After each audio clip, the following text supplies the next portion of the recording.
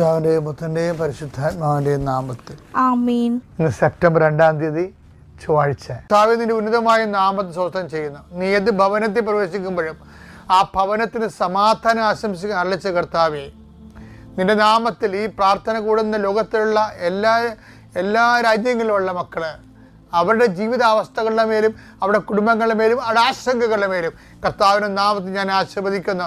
നിങ്ങൾ ശിരസ് നമിച്ചുകൊണ്ട് കൈകൾ കുപ്പിക്കൊണ്ട് ഈ ആശീർവാദം സ്വീകരിച്ചുകൊണ്ട് പരിശുദ്ധ അമ്മ ദേവാലയ കൃപാസ്ഥാനത്താരെ ജീവനുടെ പ്രത്യക്ഷപ്പെട്ട അമ്മയുടെ മണ്ണിൽ നിന്നുകൊണ്ടാണ് ഞാൻ നിങ്ങളെ ആശീർവദിക്കുന്നത്. അമ്മ നിങ്ങളുടെ കൂടെ ഉണ്ടാകുകയും അതുപോലെ തന്നെ സഞ്ചാരി മാതാവ് സമയത്തിൻ്റെ അധികാരി നിങ്ങളുടെ ഓരോ ശ്വാസങ്ങളിലും നിങ്ങൾ ചെയ്യേണ്ട, കർത്താവ് പറഞ്ഞു, നീ ചെയ്യേണ്ട കാര്യങ്ങൾ നിന്റെ മുഖത്തൊക്കെ ഉപദേശിക്കുന്ന കർത്താവ്, നീ പോകുന്നിടത്തല്ല നിന്റെ കൂടെ ഞാൻ ഉണ്ടായിരിക്കുന്ന കർത്താവിൻ്റെ വാഗ്ദാനപ്രകാരം പരിശുദ്ധ അമ്മ നിങ്ങളുടെ കൂടെ സഹചാരിയായി മാറുകയും നിങ്ങൾ ഇന്ന് പോകുന്ന വിഷയങ്ങളെല്ലാം കർത്താവ് ഏറ്റെടുക്കുകയും നിങ്ങൾ അനുഗ്രഹിക്കുകയും ചെയ്യട്ടെ.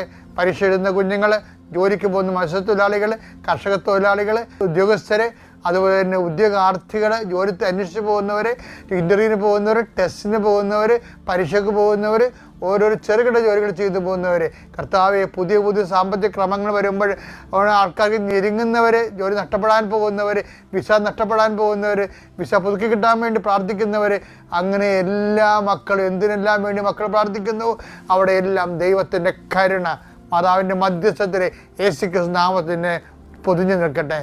God increases Peter power and grace.